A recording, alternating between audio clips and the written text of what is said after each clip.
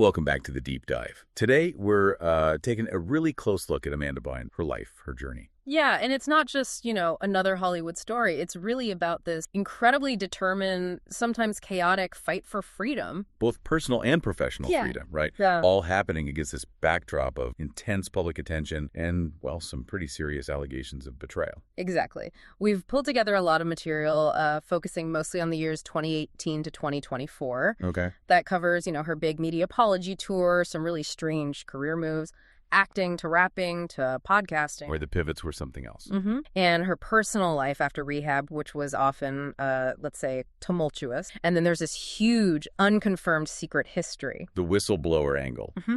About Nickelodeon executives, like way back. That's the one. A shocking claim, totally unconfirmed, but it's part of the narrative we need about her possibly leaking information over a decade ago. So our goal here is really to give you, the listener, the context. Why has her path been so rocky? We're unpacking the conservatorship's shadow, how hard she fought to end it in 2020. And then connecting those recent struggles back to what might be the kind of the origin story for all the public chaos. Yeah, this alleged attempt to, take down the network that basically made her famous. It's a story about fighting for yourself, but it's tangled up with mental health crises and these institutional systems. Systems that maybe didn't seem equipped or willing to protect young stars. Okay, let's dive in there. We'll start in 2018. Amanda's trying to manage her image, but she's also fighting off this really bizarre online misinformation thing. Yeah, it was really the perfect storm for that kind of identity theft online, because Amanda kept deactivating and reactivating her own. Which people do, right? Yeah. Celebrity burnout or just needing a break. Sure, but it created this vacuum, and these imposter accounts just jumped in. The worst one was this Persian LA27. Sometimes used the name Ashley Banks, too. And this wasn't just like minor gossip this account was spreading.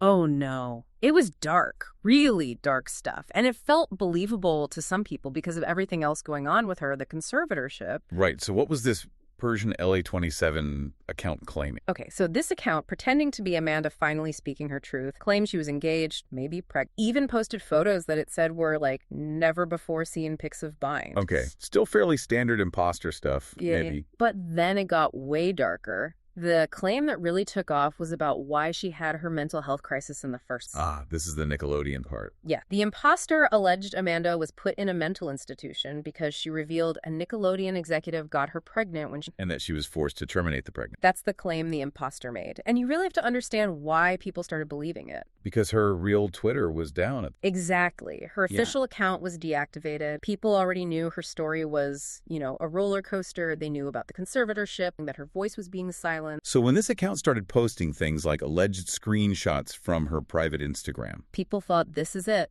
This is the real, unedited truth finally getting out. Wow. So the distrust in the conservatorship system was so high, people were willing to believe this random account might be the only way she could speak out. Pretty much. They saw the imposter as potentially credible, but the reality was Amanda was the one being harassed, terrorized, actually. Right. And her lawyers, they basically called it terrorism. Mm-hmm. In April 2018, her lawyer had to go to People magazine, make a public statement saying these fake accounts were spreading total lies, and it was seriously messing with her recovery. So Amanda herself had to get back on Twitter just to fight this specific lie. Yep. She reactivated and tweeted very clearly, I repeat, I am not at Persian LA27, I'm not getting married, and I am not pregnant. Her team leaned hard on Twitter to remove the account. Because of the damage it was doing, obviously. Absolutely. But, and this is a key point, Twitter refused. They refused. On what ground? They classified the account, the one spreading claims about forced termination and executive abuse, as just mere parody. Parody, that seems incredibly insufficient, given the context. Exactly.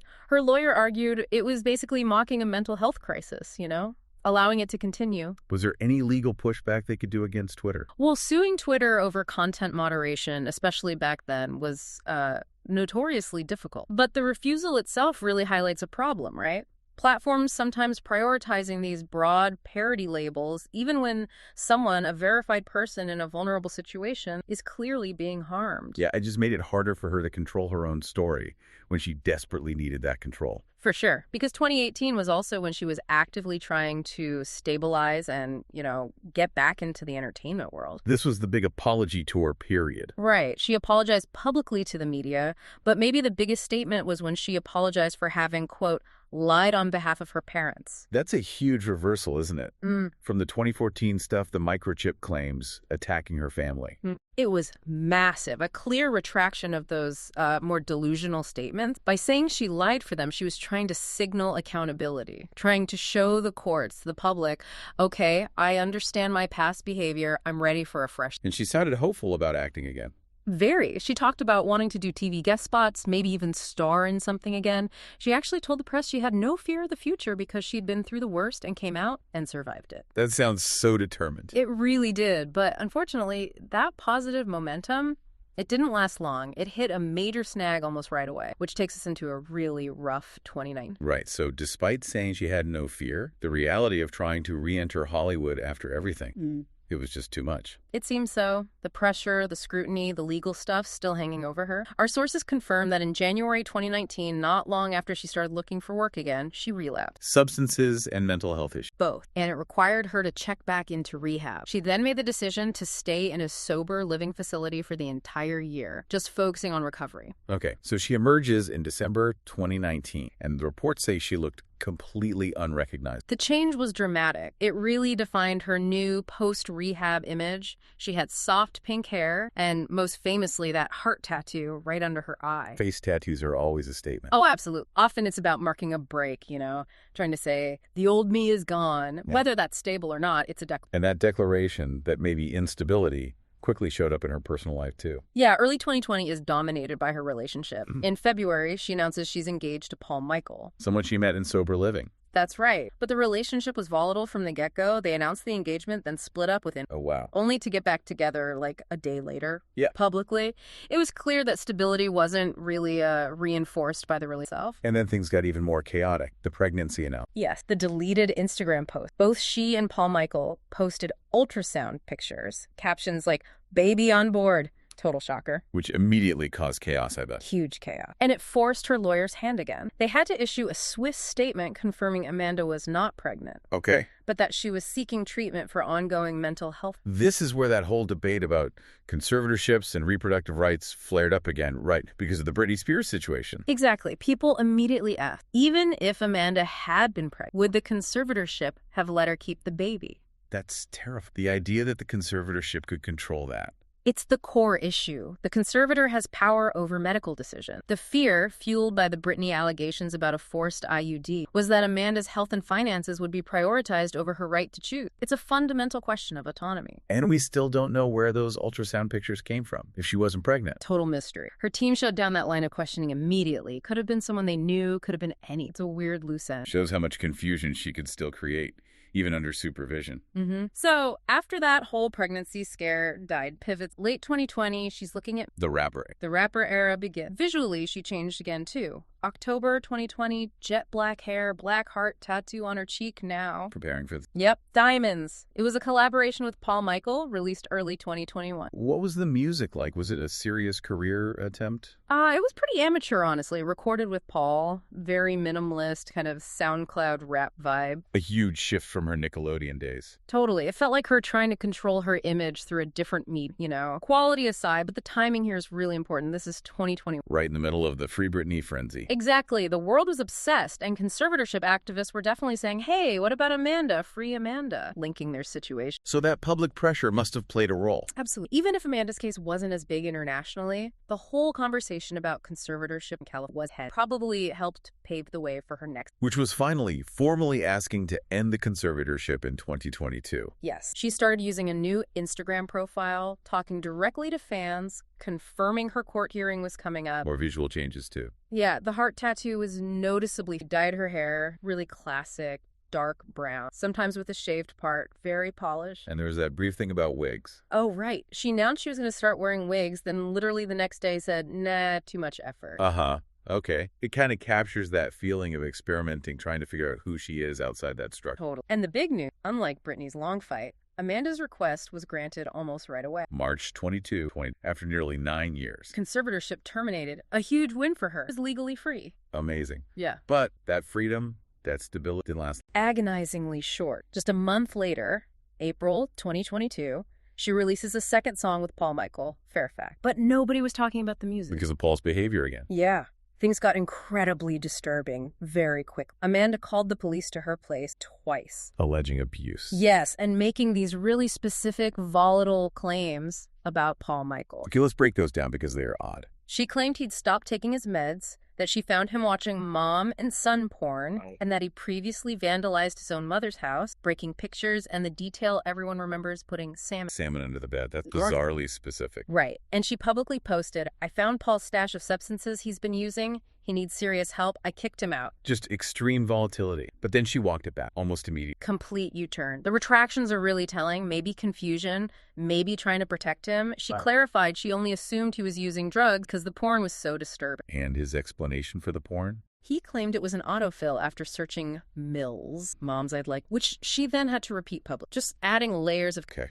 And the police calls? She clarified she called them not because she felt physically threatened right then, but because she was worried he'd vandalized since he still... And then the drug test contradiction. Yep. Posted another video, said she went to CVS, bought a drug test, Paul tested. So the public is just left spinning. Shocking claims, salmon, weird acronyms, clean drug test. It showed that even though she was legally free, the stress, the instability, it was right there immediately. Unsurprisingly, the relationship didn't survive that. No. Engagement officially off for good in July 2. She pulled back publicly for the rest of the year. People were hoping maybe, just maybe, this hard-won freedom would finally lead... But that hope didn't last into 2023. No. Early 2023 brought another crisis, almost exactly a year after the conservatorship. This was the incident in downtown LA. Found Wander. Naked and disoriented. Yeah, it set off alarm everywhere. But there was a critical difference this time compared to, say, 2014. A huge difference. This time, Amanda herself took action for her health. She called 911. She called them herself. Yes. Claiming she was coming down from a psychotic episode. She was then hospitalized. Which means a psychiatric hold, right? A 5150. Exactly. Mandatory 72-hour observation because she was potentially a danger to herself or others. But the fact she self-reported showed a level of awareness, maybe a desire for help that wasn't always there. Still, a psychotic episode. Yeah. Right after getting freedom, people immediately worried about the conservatorship coming back. That was the fear. Could this be seen by the court as proof she couldn't manage on her own? Could it be grounds to reimpose it? And it derailed her plans again. Yeah. All that. Immediately canceled. Scheduled for March 2023, right around when this happened. Health concerns cited. And she was trying other things too, right? Like getting a nail tech. Yeah. Sources indicate she was pursuing that, but apparently failed the exam multiple times. It just shows how hard that transition to a quote-unquote normal, stable life was proved. Mastering a new skill under that kind of pressure? Unimaginable. Incredibly tough. But again, she pivoted. That resilience is always there, somehow. Which brings us to the podcast attempt, late 2023. Yes, the podcast with a new Paul. Paul Szymanski, not Paul Michael. Okay, different Paul. Who was he? She met him in rehab, called him her new best friend. He was described as a biochemist, a scientist. Scientist. Interesting co-host choice. Her pitch was really focused on that. She said he had a beautiful mind and would carry most of the weight on the show, topic-wise. Ambitious goals for guests, too. Huge. Start with friends and quickly move to, like, Jack Harlow, Drake, Post Malone, A-listers. Wow. Okay, so it launched December 9th, 2023. First guest was a tattoo artist. Yep, but the launch buzz lasted not long. How long? 9 days. Less than 2 weeks after launch, Amanda posts her full video saying she's taking a pause. Why? Because it wasn't doing well. She actually said it was doing well, but they just couldn't book the huge A-list guests she wanted right out of the gate. Seemed like a mismatch of expectations, maybe? And people worried this pressure was triggering another spiral. That was the immediate concern. But then, classic Amanda pivot. The very next day.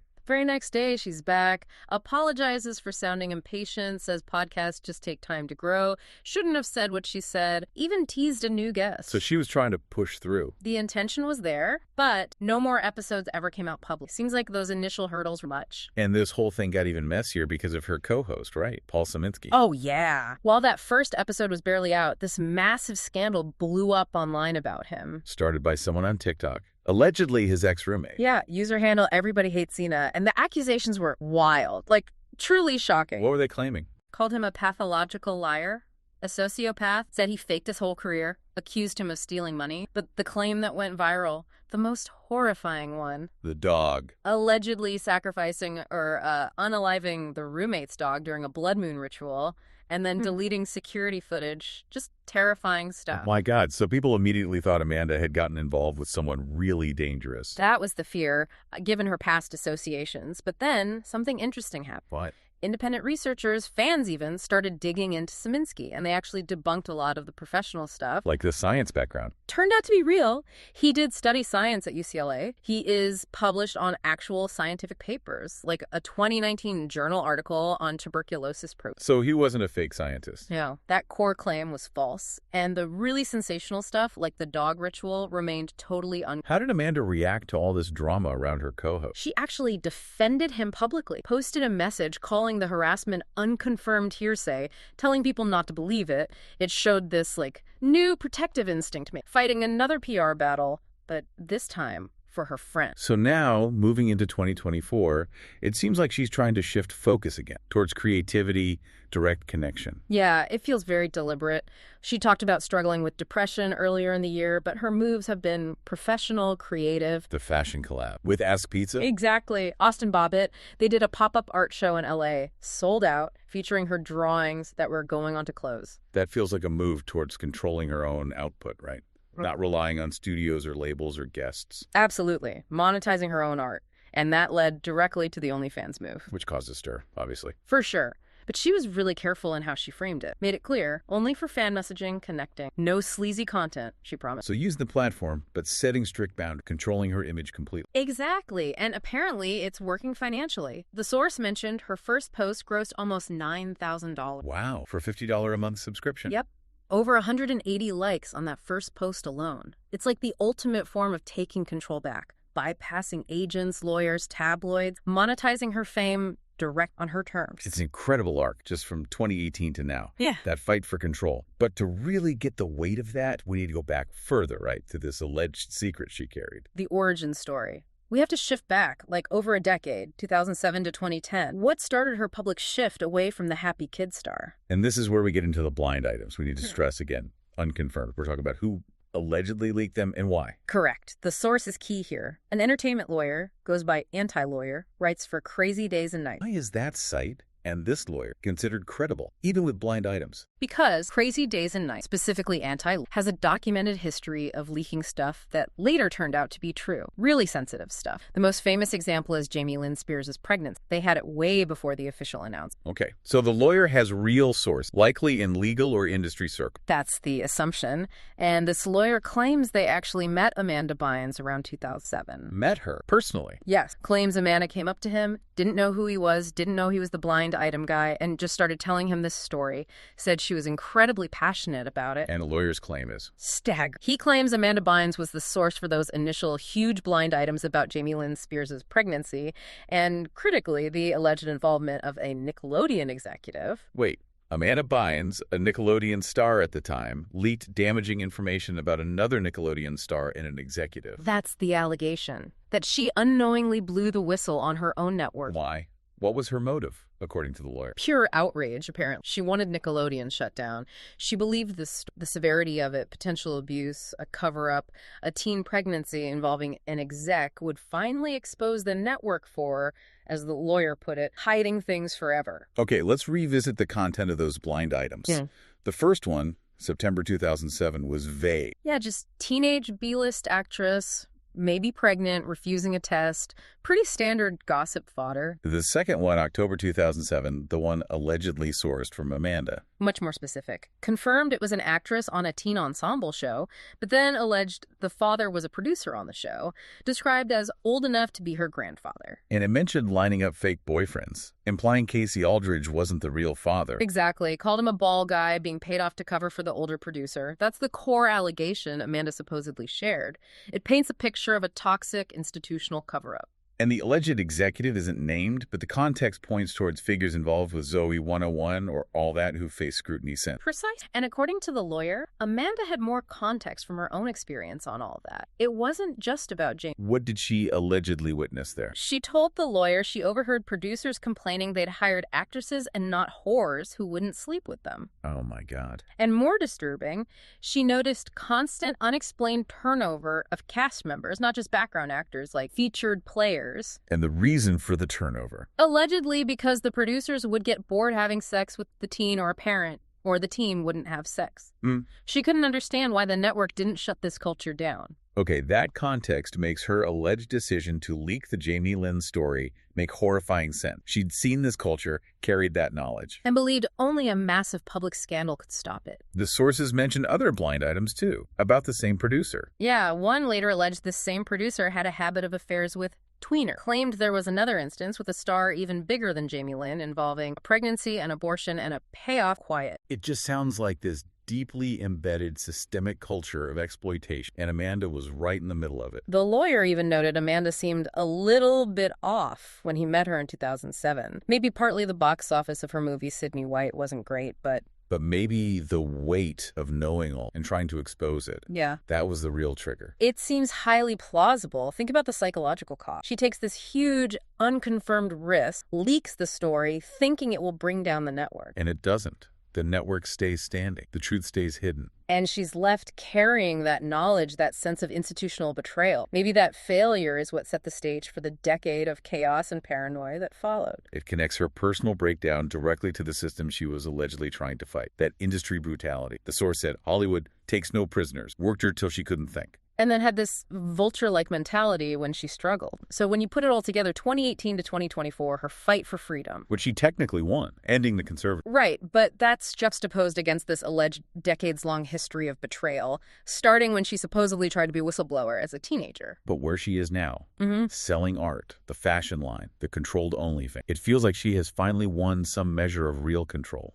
Control over her image, who gets access, the story being told, control she absolutely did not have as a young star under the network or later under the court. So maybe the final thought for you, the listener, is this. If Amanda Bynes did try to bring down Nickelodeon back in 2007, that act of rebellion, did that, rather than staying silent, actually set the course for everything that came after. The breakdown, the scrutiny. What does it cost someone to carry a secret like that, especially when your attempt to expose it failed? Today we're opening up a really fascinating and often quite difficult set of sources. We're looking at one of the most drastic and frankly public transformations Hollywood has probably ever seen. That's right. We're talking about the collapse and the attempted comeback of Amanda Bynes. Yeah, exactly. We're tracing that arc, from being this beloved Nickelodeon sweetheart, really defining sketch comedy for a whole generation. Oh, absolutely. The Amanda Show was huge. Huge. And then in what felt like no time at all, she became, well, the media literally called her their worst nightmare. And this whole story, it's more than just, another sad tale of a child star gone wrong. It really serves as this crucial case study.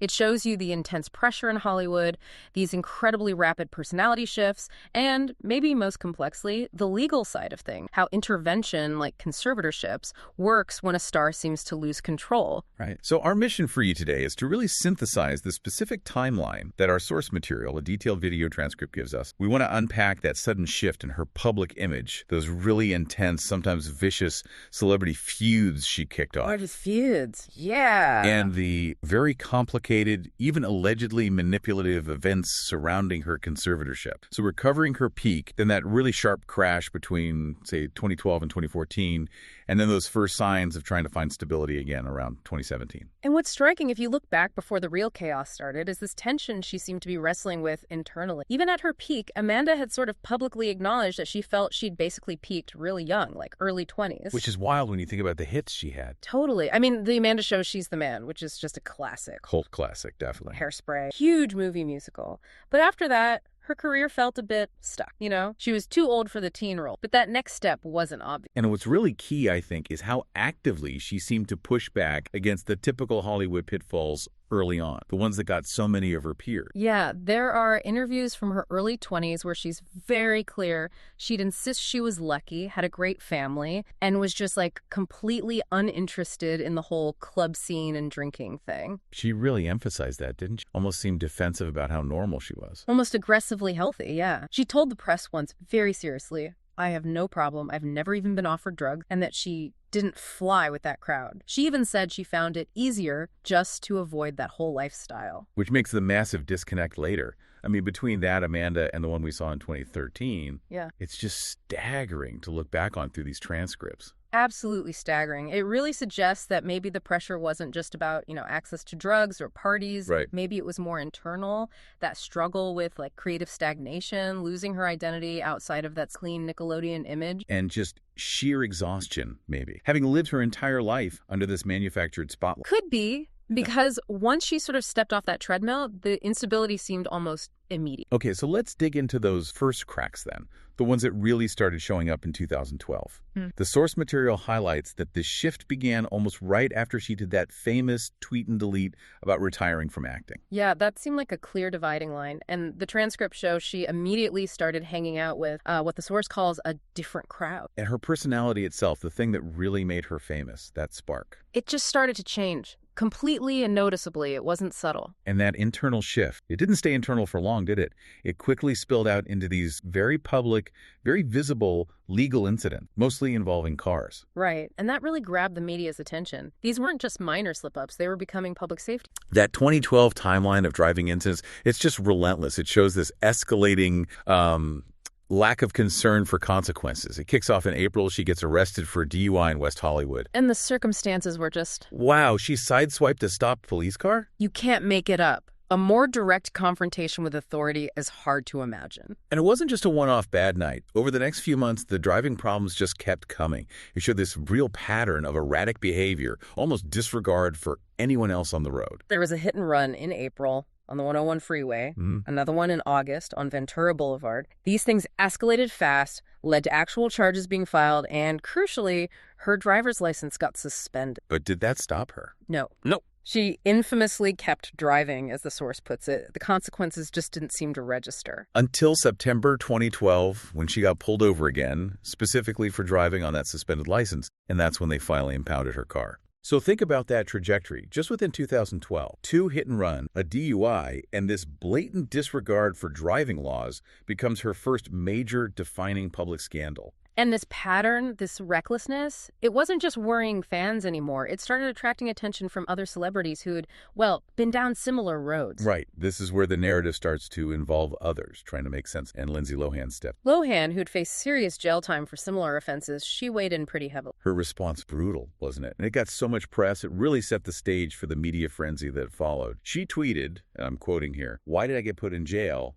And a Nickelodeon star has had no punishment." Oof. Yeah, that tweet was critical. It immediately framed Amanda Bynes not just as a struggling former star, but as the next big troubled celebrity story, drawing direct comparisons to Lohan herself, to Britney Spears. Like she was being slotted into this pre-existing media narrative. Exactly. The tabloids basically had their next project lined up. It signaled this whole new level of intense scrutiny was coming her way. What's also interesting is that the strange behavior was apparently starting to bleed into her professional life, even before the big social media explosion. There were reports around that about her locking herself in a dressing room for like 2 hours. Yeah, just demanding total privacy. That's a clear sign of instability, right? An inability to handle just the basic pressures of being on a set.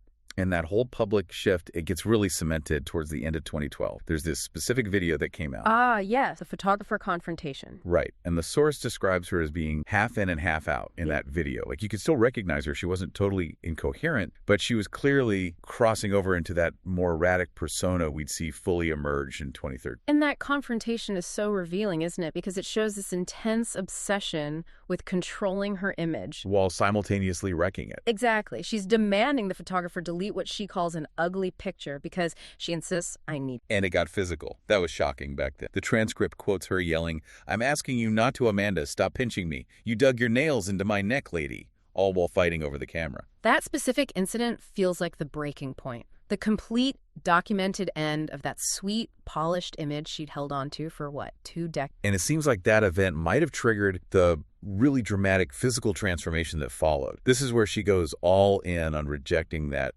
perfect girl next door look. Yeah, the visual overhaul was drastic. It seemed like the formation of this new alter ego, and our sources describe it really vividly. They call it a downfall that was fashionable, which is You suggest intention, right? Yeah. Not just letting yourself go. Precisely. Let's break down the specific aesthetics because they were really deliberate. She started doing her own makeup, these really stark, dark, heavily drawn on eyebrows, intense contouring that completely changed. And the hair. That iconic brown hair was gone, replaced by these often kind of cheap-looking platinum blonde wig. Right. And then the body modification started. She got dermal piercings right on her cheekbones. The source says it gave them a brand new spark. There's even this really specific, kind of bizarre detail in the source about her trying to shape her head like the singer Cassie. Yeah, allegedly because she damaged her own hair so badly from constant bleaching. It speaks to this obsessive focus on crafting a very specific new look. So what was the why behind it all, according to the analysis? The core idea seems to be that she wasn't selling her personality. For the first time ever, she was completely off. The behavior was undeniably bizarre, yes, but the source suggests it stemmed from being totally fed up with the entertainment industry. Like years of media training just snapped. Kind of. All those years, quote, media training for the Nickelodeon network had suppressed so much of who she really was. So this transformation, this chaos, was maybe her way of breaking free. So it was almost like an artistic statement or a psychological break made public. The source sort of frames it that way, yeah. Her version of Miley Cyrus's Bangers era, this messy, misunderstood public identity crisis meant to shed the past. But the key difference being? Miley had a huge professional machine behind her, a safety net. Amanda had already dismantled. Right, and you see her trying to project control even as things are falling apart. Despite everything, the driving incidents, the changing look, she kept insisting she was doing amazing. Yeah, she announced plans for a fashion line, moving to New York City, pointedly saying that in NYC, quote, she'll no longer have to drive, trying to frame it as escaping the LA problems. But the professional world wasn't buying. The isolation happened incredibly fast. Devastatingly fast. By November 2012, within weeks of these shifts becoming really public, her agent, her publicist, and her lawyer all dropped her. They reportedly couldn't even reach her for a whole month. Wow, so her entire support system just vanished. Basically overnight. That's the moment the guardrail off. Because when that team disappeared, the only platform she had left was Twitter. And that microphone immediately turned into, well, a weapon. And that's also when the really outlandish tabloid stories started sticking, because there was no one left to manage the narrative or issue denials, like that In Touch claim about her wandering naked into a tanning salon. Which she denied, right? Vehemently. Yeah, she hit back hard, telling the press, quote, I'm 26, a multimillionaire, and retired. Very defensive, trying desperately to regain control of her story, but she was losing that battle. Okay, so this instability, this lack of professional support, it leads us right into 2013, which the source really pins as the absolute peak of the destruction. Yeah, 2013 is described as the year she just systematically burned every professional bridge she had through Twitter. It became her main outlet, and she used it destructively. And the defining feature of that year on Twitter was? Just obsessively calling people ugly. It became her go-to insult, this low-effort trademark jab she threw at practically everyone. And it started almost immediately with that completely out-of-left-field tweet aimed at Drake, the one asking him to, quote,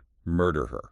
Yeah. That tweet just exploded. It became a global headline instantly and really set the bizarre, often inappropriate tone for the whole year. And the celebrity feuds that followed were just relentless. Yeah. And she wasn't picking fights with small fries either. She went after huge names. The Rihanna feud really stands out. It was incredibly shocking in terms of its aggression. What did she act? It was pretty awful, wasn't it? Horrifyingly so. She tweeted at Rihanna, quote, Chris Brown you because you're not pretty. Just weaponizing Rihanna's own trauma. Then followed up saying she almost named her new dog Rihanna. It was just mean, disjointed, bizarre stuff. And Rihanna's response kind of defined the public perception, doesn't it? It really did. Rihanna fired back with, quote, see what happens when they cancel intervention. That was maybe the first time a major star openly suggested Amanda's behavior was rooted in mental health or substance, not just being eccentric. Did Amanda stick by those comments? No. She deleted the tweets, then did this weird backtrack, claiming they'd actually met and she was sure they'd, quote, be in a music video together one day. Just total whiplash. And while all this public chaos is unfolding, she's also turning on her own family, which becomes incredibly important later with the conservatorship. Absolutely critical. She publicly announced she was cutting off contact with her parents. She hinted at suing them, accused them of stealing money from her, and even said she'd rather them be homeless than live off of my money. Wow. That's laying the groundwork for them to argue she can't manage her own affairs later on. Exactly. Those tweets weren't just celebrity drama, they were building a legal case against her own competence, whether she realized it or not.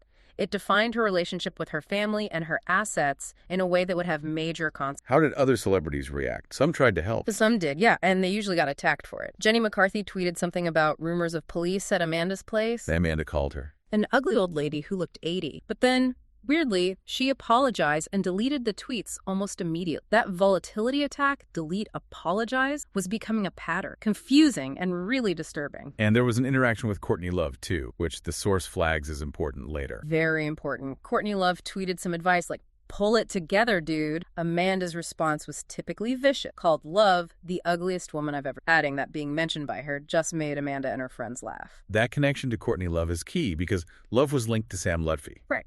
Exactly. The controversial figure who gets deeply involved in the conservatorship setup later. So this early interaction is relevant background. We also can't forget Chrissy Teigen. What happened there? Teigen gently suggested online that maybe fans shouldn't encourage Amanda's, that it was And Amanda's react. pure venom. Called Teigen an ugly model, I'm far prettier than you. And then this bizarre brag, I'm a beauty queen. Just completely detached from reality. It seemed like the insults just kept getting broader and more random, though. It wasn't just people commenting on her. Not at all. It became indiscriminate. She randomly went after Jay-Z on Twitter, Zac Efron. And then, perhaps the most baffling one, quote, Barack Obama and Michelle Obama are ugly. That one. Yeah. It just makes no sense. The targets were so completely random. It really suggests it wasn't even about feuds anymore. It was just using ugly as this all-purpose insult grenade for anyone who popped into your head. But the one comparing her dad to RuPaul actually got a response, didn't it? It did. She tweeted, "My dad is as ugly as RuPaul, so thankful I look nothing like you both." And RuPaul's reply was quite something. It was remarkably elegant. Instead of firing back with an insult, RuPaul denounced using slurs like that as an outward projection of one's own poisonous self-loathing. Basically framed her lashing out as a sign of her own pain. That's a much more insightful take than most people were offering. It really was. But what's also fascinating and kind of grim about 2013 is the source points out how some celebrities seemingly started engaging with Amanda because they knew it would generate headlines. Like poking the bear for publicity. Kinda, yeah. Similar to what happened with Britney Spears earlier, it became this toxic dynamic where engaging with Amanda guaranteed news coverage. So who else got drawn in? Lance Bass expressed concern, and boom, Amanda called him an ugly ex-boy bander with no talent or career. Perez Hilton, who was covering her relentlessly, Oh, I bet she went after him hard. called him the scum of the earth and an ugly gay bully. Really vicious stuff. Even Miley Cyrus, who initially seemed sympathetic. Yep. Amanda called Miley ugly multiple times. Miley eventually said something like, "I was rooting for you until you attacked me." And Amanda's response to that. Pure delusion. Claimed Miley was just jealous because Amanda was the worldwide trending topic on Twitter. Just completely missing the point. The exchanges just kept coming, didn't they? Getting darker. Absolutely. Actor Jason Biggs tweeted asking if she was having a stroke. Oh, boy. And her reply was just cold. "You're so ugly, I won't talk. Good luck getting laid." Wow. And the rejection of people trying to genuinely connect, Yeah. like Nikki Vlonsky. That one was particularly chilling. Nikki texted her something supportive, like, "Hey girl, like, leave your boo-boo." And Amanda. Publicly blasted her on Twitter. "When you write me on Twitter and I ignore you, it's because I plan on ignoring you on Twitter and in life forever." Just brutal and absolute. Even Dr. Drew got dragged in. Yeah. He was suggesting people leave her alone. Yeah, advocating for less media attention. And Amanda replied, "What are you talking about? You're ugly and I want you to leave me alone." What? It just cemented this image. Chaotic, unstable, hostile. She wasn't just gossip fodder anymore. She was becoming a pariah. And yet, through all this public turmoil, she kept insisting everything was fine. Right. In May 2013, she gave an interview saying, "I'm not crazy." She denied using drugs or alcohol, even claimed she was allergic to alcohol. And what did she say she was doing? Focused on designing clothes, and, this was the real curveball, quote, working on an album. An album, like music. Yeah, and this wasn't just talk. It was a real, if maybe misguided, attempt at a career pivot. Around June 2013, she was seriously planning a hip-hop album called Shots. Shots. Interesting title, given the sobriety. Right, and she was planning to record it with Atlanta rapper Waka Flocka Flame. Waka Flocka Flame. How did he get involved? Surprisingly, he became one of her few public defenders around that time. He confirmed they were working together, texting dates. He described her as just a little confused kid who was cool and ready for the rap world. Did he address the media criticism? Yeah, he actually slammed the media, saying they were killing her instead of trying to help her.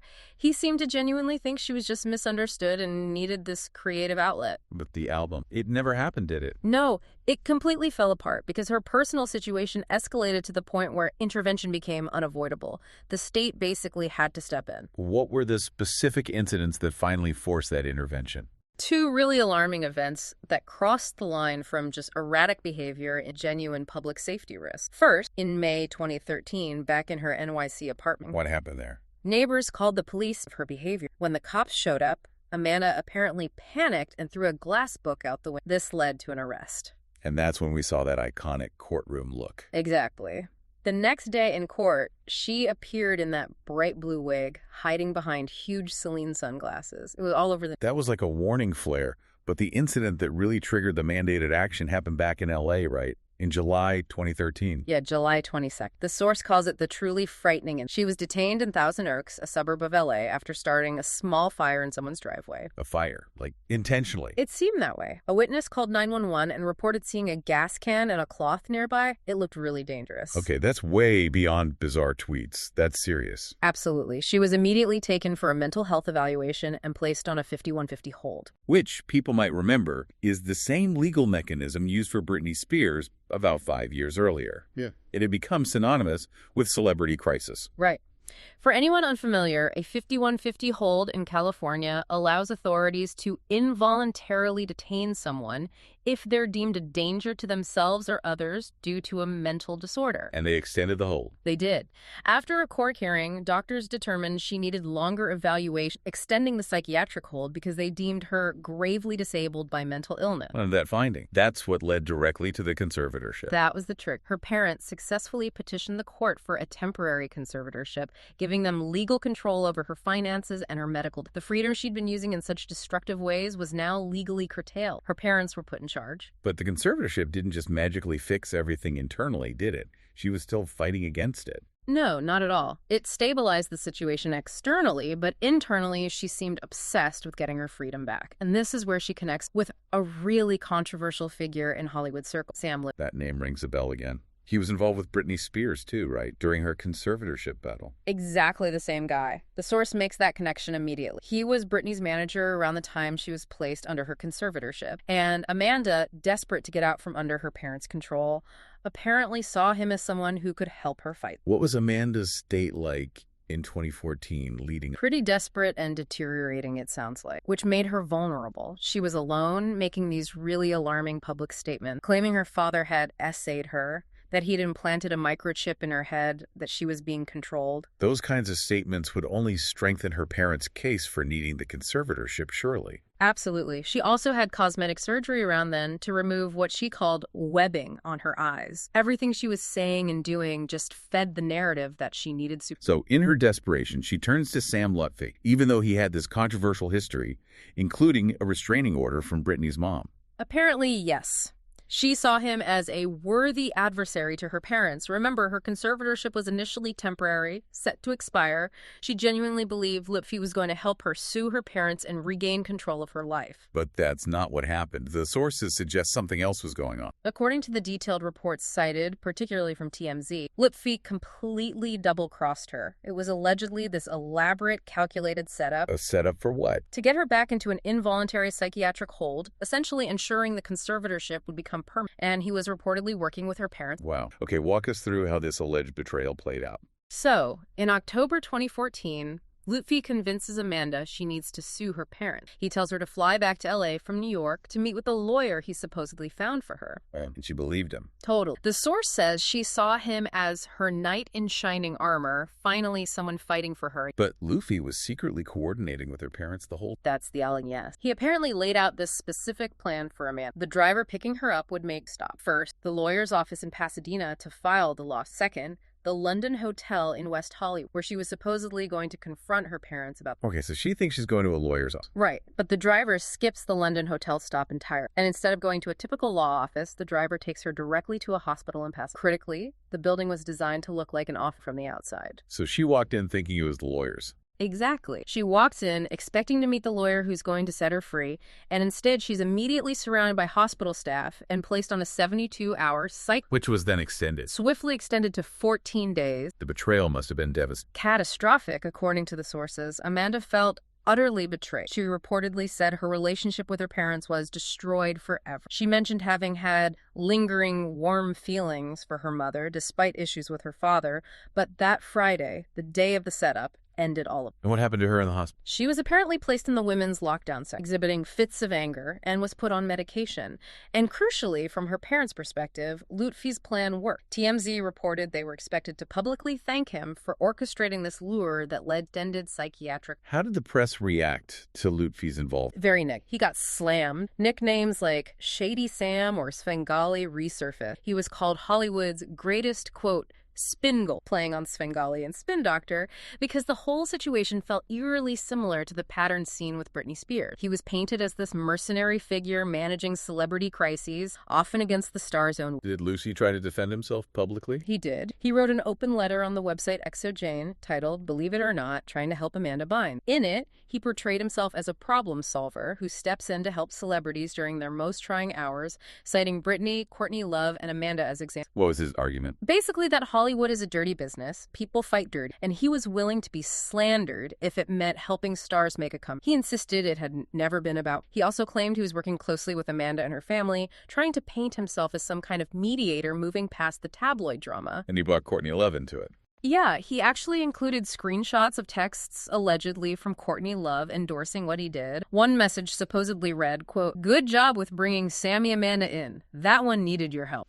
This is the same Courtney Love Amanda had viciously insulted just the year before. The very same one. And Courtney Love publicly defended, saying he'd never once done anything out of line or weird or wrong for her in nearly 7 years of knowing. Despite their own complicated history. Right. She acknowledged their on-again, off-again best friendship, but defended. Interestingly, years later, Courtney Love herself would obtain a restraining order again. It's just this incredibly tangled web of celebrity relationships, management, and alleged manipulation.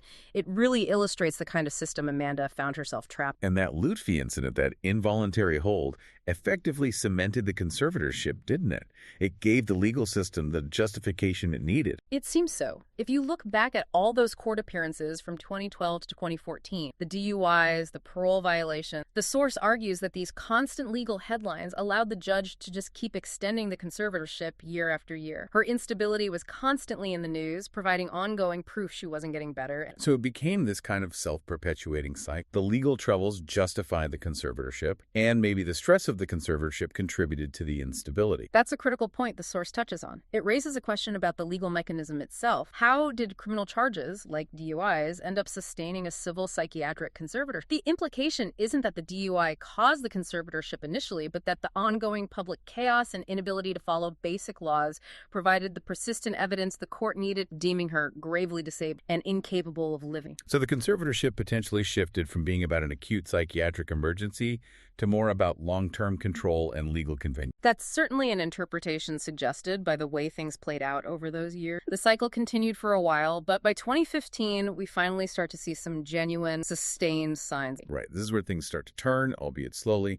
She went back to family. Yeah, despite earlier reports she'd dropped out, there were even stories about her trying to bribe classmates with her homework. She re-enrolled at FIDM, the Fashion Institute of Design and Merchandising, in 2015. She even put out a rare public statement through her lawyer confirming she was sober and enjoying her classes. And 2016 seemed like a quiet year for her. Very quiet, which was probably exactly what she needed. The source calls it the year she slipped back into normal. She stayed sober, kept out of trouble, and even appeared looking well put together at a fashion event. For people following her story, that was the first really solid, hopeful sign in years. And that period of quiet stability kind of paved the way for her big 2017 comeback. It did. She broke her long public silence with her first interview in 4 years, appearing on a show called The Lowdown with Diana Madden. And by this point, she was how far into the conservatorship? 3 years deep into the permanent conservatorship. But in the interview, she looked noticeably healthier and more... What did she talk about? What were her goals? She seemed focused on channeling her creativity and positive. She talked about combining her love for the arts with practical, learning to sew and make patterns at FIDM, planning a clothing line. She also mentioned healthier lifestyles, hiking, spinning classes, and wanting to feed the home. It presented a much more grounded, even humanitarian... And the big news from that interview was her plan to return to acting. That was the headline grabber, yeah. She announced she wanted to start acting again, maybe starting with TV guest spots, aiming for a potential starring role down the line. It was her way of reintroducing herself to the industry, signaling she was ready, even though she was still legally under the conservatorship. Did she address any of the wild stuff from her past in that interview? She did, strategically. She tried to reframe some of the most notorious moments. Like the Drake? How did she explain that one? She clarified, quote, I actually wasn't being insincere, but tried to explain it away as drug and humor. She claimed murder me was just her way of saying, like, let's do it, man. And she added that she thought he was cute and hot, basically trying to pass off the alarming chaos as just dark jokes fueled by substance. What about her look? The piercings, the makeup? She addressed that too, specifically the comparisons to Blac Chyna. Amanda clarified that she stole her look from Chyna, not the other way around. She said she got the microdermal piercings in her cheeks because she thought they looked super hot on Chyna.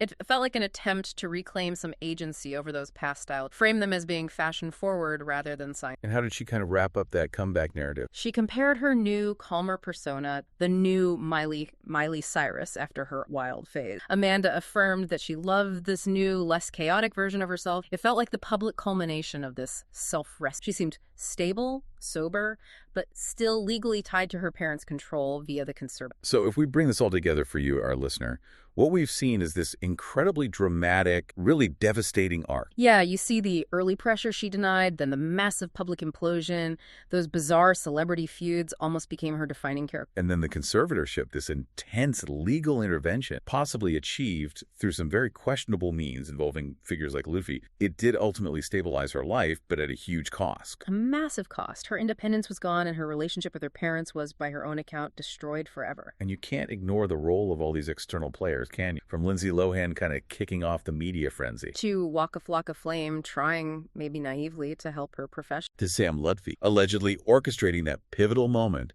that solidified the control over her. Her story was constantly being shaped or maybe derailed by the actions of others around her. It's just a stark illustration of how incredibly vulnerable a celebrity can be when facing that level of sustained legal and media pressure, especially once their professional support system has crumbled. Now, our source material largely ends around that hopeful 2017 comeback interview. It gave fans a reason to be optimistic. But the source does note, as a kind of postscript, that as of its making, she wasn't actually acting or singing again. She'd gone through another 8 years of transition since that interview, getting face tattoos, spending time living, relationship, even planning a podcast with someone described as a mad scientist. Right, all while continuing, up until fairly recently, to try and break free from that debilitating conservatorship, which she finally did achieve. And this leaves us with a really profound, important question to think about. The conservatorship was initially justified because she was deemed gravely disabled. But if she achieved sobriety, seemed focused, was trying to build an independent, constructive life, what is the ultimate cost of that kind of prolonged public scrutiny and legal control, especially for someone who grew up as a child star? What does getting better truly mean when your independence, the very thing you fought to regain, remains under such intense legal and public observation even after the formal structures? It's a heady question. It really is. What does recovery look like under those unique circumstances? Something for you to consider. We take the source material you give us, the articles, the books, the research, and we give you that shortcut to really getting it. Yep. And today, wow, we are diving into the story of Amanda Bynes. It's genuinely one of the most famous, but also tragically one of the most infamous arc in, well, the whole history of child stardom. It really is. And the narrative, when you look at the sources, it's fundamentally about speed and cost. Amanda Bynes wasn't just on Nickelodeon. She practically became Nickelodeon for a time. Right. The face of it. Absolutely. The sources lay out this just meteoric rise. They talk about her being positioned to fill, and this is quote, Marilyn Monroe. She became Hollywood's ultimate it girl, like overnight. So our mission here today is a really thorough chronological look at that climb. Yeah. We're not just going to list her credits. We want to dissect the acceleration, exactly, the conditions that allowed for that speed, and crucially, the massive sort of psychological price that speed eventually took. And there's this core paradox you have to get right from the start. Amanda Bynes and that golden era of live-action Nick. Synonymous, you can't think of one without the other. Totally. But tied right into that success, inseparably, was the huge influence of producer Dan Schneider. Mm-hmm. And that partnership, while it shot her career forward faster than maybe any child star before her, but the sources are pretty clear. This trajectory, it just wasn't sustainable. It ended up costing a young Amanda Bynes, and this is another quote, her entire life. So we really need to understand how the cracks, the problems were kind of built into the very thing that made her so incredibly famous in the first place. Okay, yeah, let's unpack that. And if we're starting at the beginning, well, for any great comedian, especially from that era, you have to start at the launch pad. the Laugh Factory. Oh, absolutely. Setting the scene here is so important. Think mid-90s, okay? Peak alternative comedy boom right there on Sunset Boulevard in Hollywood. The legendary place. Totally legendary. It wasn't just some club. It was the Plate. You know, Jim Carrey, Dave Chappelle, guys like that, they proved themselves. It was the absolute center for finding new talent back then. If you were an exec, a writer, anyone looking for the next big thing, you were at the Laugh Factory. It's where the talent and the opportunity just collided. And right in the middle of all this professional energy, the Laugh Factory was also running this specialized comedy camp for kids. Young, ambitious kids who are already serious about making it. Right, not just messing around. Not at all. And this is where 10-year-old Amanda Bynes. And her background, it's interesting because it's not that typical Hollywood story, is it? No, she came from a middle-class family, dentist, actually, down in Southern California. But what the sources really hammer home is this incredible, almost singular tenacity, even at that age. She wasn't just showing up to auditions. She'd been actively working towards being a star since she was, like, 7? 7. That's intense. It really is. And her mindset was extraordinary. Performing wasn't stressful for her. The stage was her, quote, comfort zone. There's this amazing quote in the sources. Apparently her parents told her maybe she should slow down a bit, take a break. And she said, heck, why would I want to take a break at home? That's what I go to school for. School was the break. Exactly. For her, the real life, the unstructured time, that was the break from the work she actually... And you can see how that focus just paid off immediately. After the comedy camp, she starts performing regularly at the Laugh Factory. And the word just spreads like wildfire through the industry. Right? Oh, yeah. You have to see this kid. She was, and this is another quote, knocking the socks off of every other performer on the bill. And it wasn't just that she was a cute kid telling jokes. No, that's the key thing the sources point out. It wasn't just timing. She had this raw, innate comic talent. She was doing characters, voices, landing punchlines with this maturity and precision you'd expect from, like, seasoned pros. He wasn't just mimicking adults. She was a comic. A true comic, yeah. Which inevitably leads us to the guy who would basically shape her next decade, Dan Schneider. The Nickelodeon powerhouse. Right. He was already huge, building hits like All That, Kenan and Kel, and he just sort of wanders into the club one night, checking out the kids, doing stand-up. And the sources say that moment of discovery was just definitive. Completely. Bynes gets on stage, and she just blew away everyone's expectations. Schneider saw it wasn't just timing. She had the range, the sort of chameleon ability to carry a whole TV show. So he hires her. Instantly. Calls her a complete shoo-in for the new generation they were bringing on to All That. You know, before we get fully into the All That craziness, there's that nice little anecdote in the sources about how it started. Her dad saw an ad for the comedy camp that led to her performing there, and then later she got to meet Richard Pryor there. Wow, Pryor. Yeah, and she just found it, quote, so neat. There was this real, pure love of comedy at the start. That purity, yeah, that's what makes what happens next, the speed of it all, feel so kind of tragic. Absolutely. Okay, so she gets cast on All That. This brings us to part 2, the All That phenomenon and that immediate star treatment. This is really where the hyperspeed kicks in right away. Yeah, because normally when All That brought in new kids, they'd be, you know, side characters, supporting players. Right, ease them in. Exactly. Let the audience warm up to them over a season or two, let them develop their thing slowly. But Amanda just shattered that mold completely. She launches with her own solo bit, Ask Ashley. An instant classic. That's what the sources call it. It basically redefined the show's whole structure overnight. And Ask Ashley is so key to understanding why she connected so fast, right? Explain that character. Okay, so she played this super sweet-looking blonde girl, right? Supposedly answering letters from kids asking for advice. But she had this paper... If the problem in the letter was just too dumb or annoying, she would just explode. Total frustration, insults, the famous hair flip, the scream. And the audience was waiting for that explosion. That was the whole point. The sources highlight that classic peanut butter and jelly letter example. Oh, yeah, that's perfect.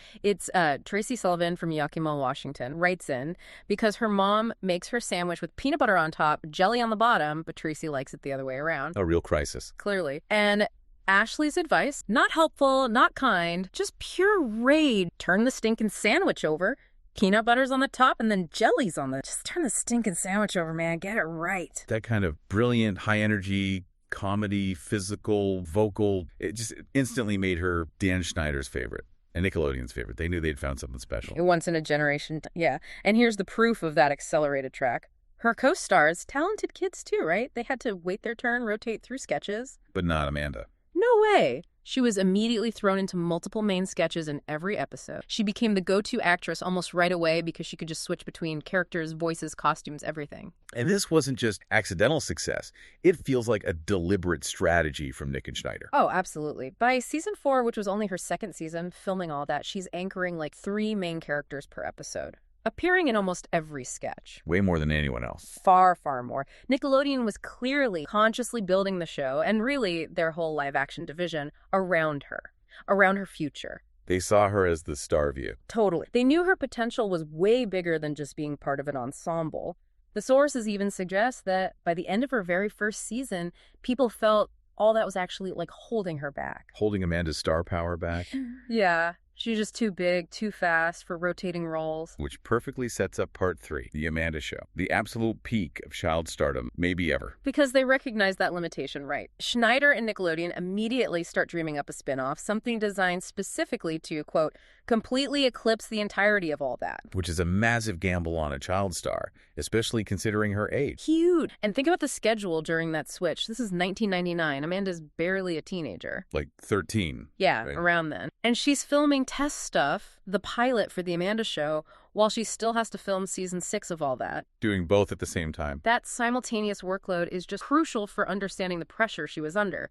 It's why her presence on all that decreased. She was basically splitting her time carrying 2 major network shows at once. And Nickelodeon's marketing for the launch was really smart. Very savvy. When The Amanda Show premiered in October 99, there wasn't some big, sad goodbye from all that. No fanfare about leaving. None. The marketing just spun it as even more Amanda. Like, hey, you liked her there, now you get a whole 30 minutes just of her genius. No sense of loss. And it worked like gangbusters. The show, which, by the way, brought in future stars like Drake Bell and Josh Peck, instantly the biggest live-action hit Nick had ever had. The sources call it a true phenomenon.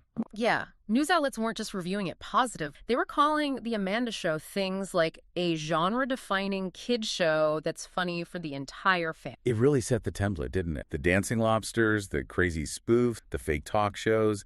It felt original, fresh sketch comedy, not just a kid's version of, like, SNL. And what's just wild about this period is thinking about the pressure cooker. She's 12, turning 13. She's juggling regular public school. Still going to regular school. Yep, regular school and this massive TV stardom. Her co-star, Drake Bell, is quoted in the sources saying, growing up with her, she's so incredibly talented, but she's still just a kid, carrying the weight of a network success. A total force of nature, though, winning multiple Kids' Choice Awards. Right. But what really stands out, I think, is the influence she had on the type of comedy that came after her. Oh, She wasn't just starring in a hit show. She basically created the blueprint for what the sources call the quirky girl archetype. Right. The one that dominated Dan Schneider sitcoms for like the next 10 years. Penelope Taint is the perfect example. Yeah. The ultimate #1 fan. The crazy glasses, always scheming just to meet Amanda. Meet Amanda. That catchphrase was everywhere.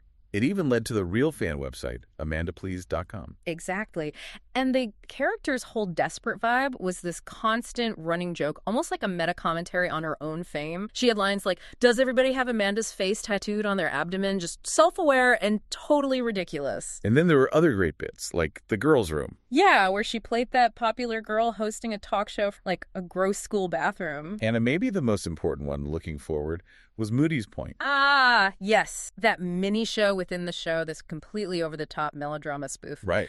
But the blueprint for the characters, the physical comedy, the exaggeration stuff that later defined characters like Kat Valentine on Victorious, it was all laid out right there in Moody. Her influence went way beyond just her own show. So Amanda's work wasn't just funny. It was literally setting the formula for how comedy worked on Nickelodeon for years. But while all this success is happening, the environment she's in, that set she called home, it's becoming more and more unstable and, crucially, unsafe. The show might have been hitting over 2 million viewers, which was huge then. Massive for cable. Yeah, but behind that success, the sources really suggest that the walls of that set were hiding secrets. Secrets that would eventually just shatter the whole foundation of her career. Which brings us, unfortunately, to a really difficult but essential part of this story. Part 4, the dark backdrop and the early warning. So by 2002, Amanda's turning 16, and the network starts getting nervous. Why 16? Well, for a child star, once you hit that mid-teen mark, your connection with the younger kid audience often starts to fade. It's a known thing. Ah, okay. So the executives decide to stop production on The Amanda Show, stop it completely, and start kind of repurposing the talent. And Amanda transitions pretty quickly to movies, right? She does Big Fat Liar in 2002 with Frankie Muniz. Yeah, another cult classic, and notably another project associated with Dan Schneider. Ah. But the sources reveal that during this seemingly smooth transition, Nickelodeon was dealing with some really dark stuff, quote, monsters they had enabled on their sets. And this is where the danger of that rarement becomes horribly clear, and it directly affects people who worked right alongside Amanda. Exactly. In 2003, Brian Pack, who was the dialogue coach on The Amanda Show, the guy working one-on-one with the kids on their lines, Right there with them? he gets arrested for repeatedly abusing a minor, who was later revealed to be Drake Bell. Oh. And the description Drake Bell gives of the courtroom scene during Pack's sentencing, it's just chilling. It reveals so much about the dysfunction. What did you say? He said that his side of the courtroom, just him, his mom, his brother, was practically empty, while Brian Pack's side, the abuser side, was, quote, full of recognizable faces from the entertainment industry. They're supporting Pack. Supporting the convicted abuser. That detail just speaks volumes, doesn't it? It's not just about one awful person. It's about the culture, the silence, the protection racket within the industry at that time. He felt completely alone. Completely isolated, while the guy who violated him had this visible industry back. It really implies the system prioritized protecting itself, the producers, the networks, the machine, over protecting the actual kids. And the sources allege this whole thing was basically kept quiet for years. It didn't become public until way later when Drake testified. And this is where you see that pattern of incentives, which the research points to. The suggestion, according to this, is that Drake was sort of incentivized to stay silent by getting his own huge show, Drake and Josh, a show using his real name. The implication is stay quiet and you get to stay in the business, you get the stardom. Wow. And the irony, as the sources point out, is just brutal. Amanda Bynes had just starred in a movie called Big Fat Liar. It hits a bit too close, potentially way too real for comfort. So the obvious question is, okay, if Amanda wasn't directly harmed by Brian Pack and the sources are clear, there's no public proof of that. How does this toxic environment still affect her? Well, what the material emphasizes is that just the presence of people like Pack and the whole dynamic of the cover-up meant her workplace was fundamental. She was working side by side with people who were either doing monstrous things or enabling. And then you layer on top of that the persistent, well-documented issues around Dan Schneider's sets specifically. Right. He's been called out for, quote, creepy casting process. Jeanette McCurdy has written very openly about, quote, power play dynamics he used with preteen teenagers on his show. And Amanda wasn't just any actor on his set. She was the centerpiece. Exactly. His main star. She was always there, working closely with him, sometimes alone with him. The sources mention the known incident of them being seen cozying up to each other in a hot... Right, that photo. Yeah. And they note that while there's no public proof of abuse towards Bynes specifically, they can't rule out something even more sinister happening privately, given the dynamics. It's a crucial point they stress, the lack of proof, but the environment itself was deeply problematic. It makes you wonder, too, about the comedy itself. How much was her genuine voice and how much was shaped by Schneider and the writers, especially given her age and that intense closeness? It's a really valid question. That level of intense, almost non-traditional closeness with the head producer, the boss, it just creates an incredibly vulnerable situation for a kid shouldering that kind of network. And the fog around her private life during this really critical time, say 2002 to 2005, just adds to the concern. There were conflicting reports surfacing that Amanda was struggling, maybe trying to get emancipated from her parents. Yeah, parents she'd previously described as very strict, but in a good way. And there were even reports, pretty shocking ones, that she was, quote, moving in with Dan Schneider and his wife. Right. And Schneider himself added to this narrative. He publicly talked about a time when Amanda, as a teen, supposedly called him late at night, really distressed, worried for her. Mm-hmm.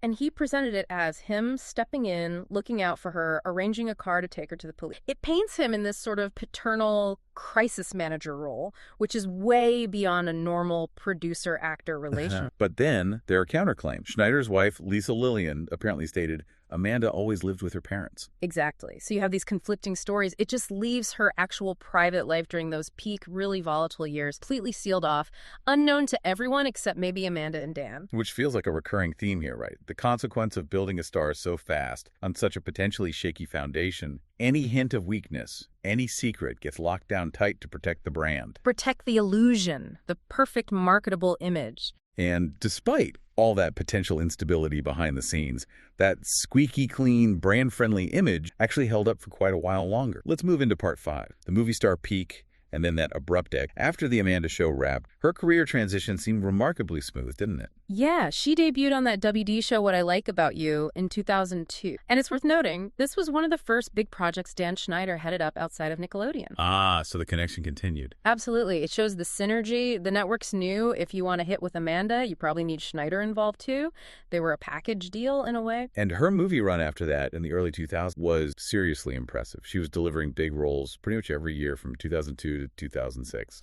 Yeah, we're talking What a Girl Wants in '03. She did The Voice in Robots, Love Wrecked, and then maybe the really big one, She's the Man in 2006. That one felt important. It really was. It proved she could handle that high-concept physical comedy, the gender-bending stuff. It showed thrive outside the pure sketch format. She nailed that transition. She really managed that incredibly tricky pivot from child star to legitimate teen idol, maybe better than almost anyone. And the peak of that climb probably came in 2007. She lands the role of Penny Pingleton in the Hairspray musical remake. That was huge. Massive deal. She brought her own titular name, her brand recognition to this huge mainstream movie alongside other rising stars like Zac Efron. And audiences felt like they knew her, right? They'd grown up with her since Nickelodeon. It kind of validated Nick's whole high-speed investment. Totally. And she followed Hairspray up with Sydney White, the college comedy, that same year, busy year. And then things get quiet, 2007 to 2010. What happened? Yeah, those are the quiet years. She basically vanished from the public eye, except for maybe an awards show here and there. And there was that rumored relationship with Seth MacFarlane, the Family Guy. It's often treated like just a pause, but what happens psychologically when a star who's been in this hyperspeed, highly structured system since they were 10 suddenly doesn't have that structure anymore? It creates a vacuum, right? Looking back, researchers were maybe expecting some big public meltdown during those years, but the sources suggest the real pressure was probably internal. Like a withdrawal. Yeah, psychological withdrawal. And just the lack of structure after a decade of nonstop high-stakes work. You've built this perfect public persona, but your personal foundation might be built on all that ability we talked. And we should probably connect the dots regarding that Seth MacFarlane rumor, because the sources do bring up Alex made later by... Right, she was a guest star on Zoe 101 and other Schneider, and she made claims on Twitter about MacFarlane and young Nick were Disney stars. What did she allege? She claimed MacFarlane hired her to discuss a potential job on Family Guy, but implied it was inappropriate being alone in his room, a bodyguard outside. She specifically asked online, quote, how many one episodes for Nick and Star, and used the hashtag creep. And just to be clear, we're reporting these claims because they were made publicly by another former child actor from that Schneider universe. It suggests a potential pattern, or at least a reported discomfort, with powerful industry figures engaging with these young stars once they aged out of the kids' networks. Exactly. It adds another layer to that post-Nickelodeon period. Which brings us to 2010, the real pivot, the first major visible sign that the facade, that decade-long perfect image, was starting to crumble. This is around the movie Easy A. Yeah, the Emma Stone comic. This was supposed to be Amanda's big comeback movie as an adult star, her first major film role in a few years. And just as the movie is rolling out, getting good buzz, press starting. Amanda, who's 24 at this point, drops this bombshell on Twitter, her first really shocking public statement. Being an actress isn't as fun as it may seem. I don't love acting anymore, so I've stopped doing it. It is like that. Retired via tweet. Boom, sent shockwaves through Hollywood. Walking away at 24, at the peak of her talent and her bankability, Easy A instantly went from being her comeback film to being her last movie ever. And the press tour had to go on without her, right? Just Emma Stone and Penn Badgley trying to sell the film while Amanda was gone. Yeah. That abrupt disappearance was the first huge public warning sign that the perfectly poised and brand-friendly image she'd held onto so tightly since she was 10 was officially cracking. And the sources suggest this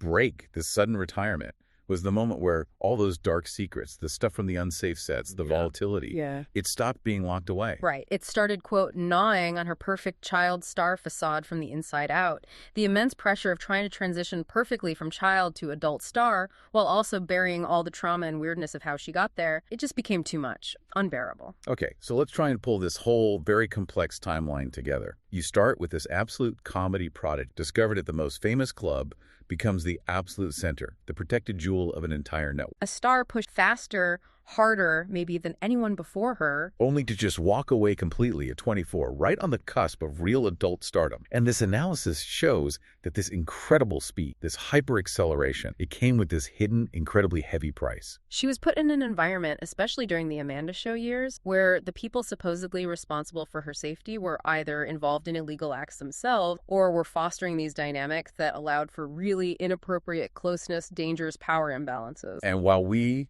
The public just saw the bubbly, funny, talented star, the perfect it girl. Right. The evidence now points to this deep, fundamental instability underneath it all. Hidden away, sealed shut for years by the very system that created her fame. And it forces you to ask this incredibly important question about the toll, the profound psychological toll that kind of unsafe, high-speed childhood career must. We know later when her mental health struggles, unfortunately, public. Yeah, the incidents like allegedly setting a fire in a driveway, the 5150 holds. Right, the 5150, just to remind you, that's the California code for an involuntary psychiatric hold when someone's deemed a danger to themselves or others. And during those really tough periods, Amanda herself reportedly talked about having, quote, two personalities, good Amanda and bad Amanda. That points to a really eternal comment. It absolutely does. Yeah. What does it do to a person to have to maintain that perfect, accelerated public image for more than a decade when underneath it all, the place you called work, your set, was fundamentally unsafe? And the lines between mentor, boss, producer, even pseudo-parent were just completely blurred. The story of Amanda Bynes, it's not just a simple rise and fall narrative. It's really a detailed case study. It shows how a network can create this massive cultural phenomenon by pushing a child to their absolute breaking point, focusing only on the performance, only to see that star essentially have to abandon the entire game when the emotional and psychological foundation built on those gnawing regrets finally just gives way. That feels like the true tragic cost of being Hollywood's ultimate manufactured it girl. And maybe here's the final thought, something for you to chew on. If that Nickelodeon model, the one that launched Amanda and so many others, if it required that level of unsustainable intensity, that level of vulnerability, did it ever really create long-term healthy stars? Or did it just create these incredible decade-long performance machines that were almost destined for a hard, sudden collapse? Something to think about next time you rewatch one of those classic sketches.